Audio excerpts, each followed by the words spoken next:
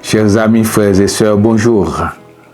Nous sommes autour de la parole du lundi que nous lisons aujourd'hui au livre des Chroniques, le deuxième livre, le 20e chapitre du verset 20 au verset 24.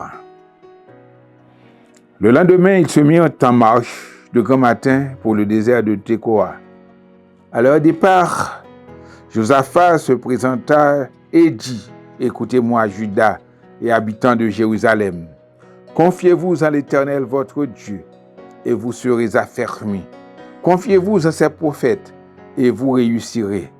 Puis, d'accord avec le peuple, il nomma des chantres qui revêtus d'ornements sacrés et marchant devant l'armée, célébraient l'Éternel et disaient: louez l'Éternel, car sa miséricorde durera toujours.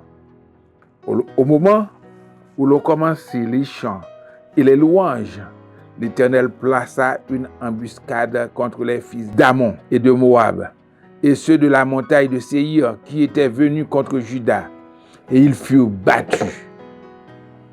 Les fils d'Ammon et de Moab se jetèrent sur les habitants de la montagne de Séir pour les dévorer par interdit et les exterminer.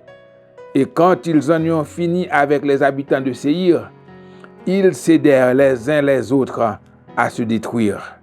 Lorsque Juda fut arrivé sur la hauteur d'où l'on aperçoit le désert, ils regardèrent du côté de la multitude, et voici c'étaient des cadavres étendus à terre, et personne n'avait échappé. Personne n'avait échappé. On lit le verset 25 aussi. Josaphat et son peuple allèrent prendre leurs dépouilles. Ils trouvèrent parmi les cadavres d'abondantes richesses et des objets précieux, et ils en enlevèrent tant qu'ils ne purent tout emporter. Ils mirent 3 jours au pillage du butin, car il était considérable. Chers amis, frères et sœurs, nous nous trouvons devant quelque chose d'extraordinaire, la louange, qui se révèle une arme redoutable dans le combat. Et le peuple d'Israël, comme vous le savez, le peuple de Juda plutôt, il était en guerre contre 3 armées ennemies. Mais Josaphat, vous savez, au lieu d'affronter l'ennemi n'importe comment, il consulta l'Éternel et il déclare: l'Éternel, n'exerceras-tu pas tes jugements sur eux, sur ses ennemis?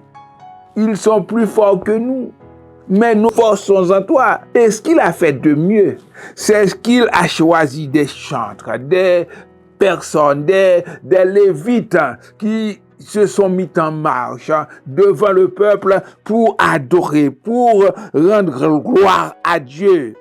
Devant l'armée, il disait: louez l'Éternel. On voit au verset 22, au moment où l'on commençait les chants et les louanges, l'Éternel plaça une embuscade contre les fils d'Ammon et de Moab et ceux de la montagne de Séir qui s'étaient venus contre Juda, et ils furent battus. La louange est une arme redoutable, une arme puissante. Chaque fois qu'on loue l'Éternel, l'Éternel peut renverser tous nos adversaires. On voit qu'est-ce qui s'est passé. Il a déjoué les plans des ennemis. Il déjoue le plan de nos ennemis quand nous nous mettons à lui rendre gloire. Et ils étaient venus combattre Israël.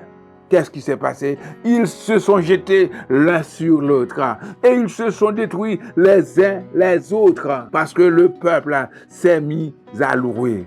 Le peuple s'est mis à rendre gloire à Dieu, à proclamer les merveilles de Dieu. C'est ce que nous devons faire aussi, frères et sœurs. Quand nous avons des adversaires, au lieu de nous plaindre, au lieu de murmurer, il faut consulter l'Éternel d'abord et il faut lui rendre gloire. L'Éternel sied au milieu des louanges de son peuple. Soyons de grands louangeurs, de grands adorateurs. Dieu cherche de vrais adorateurs, des personnes qui l'adorent en esprit et en vérité. Soyons de ceux-là, frères et sœurs. Et quand on loue, nos ennemis vont être battus. C'est ce qui est arrivé avec les trois armées, Moab, Séir et les enfants de Séir et les autres. Ils étaient battus. Lorsque Judas fut arrivé sur la hauteur, il n'y avait que des cadavres. Nous allons découvrir que des cadavres. Nous allons avoir la victoire sur nos ennemis si nous nous mettons à louer l'Éternel. Soyons de vrais adorateurs. Que Dieu vous bénisse, frères et sœurs.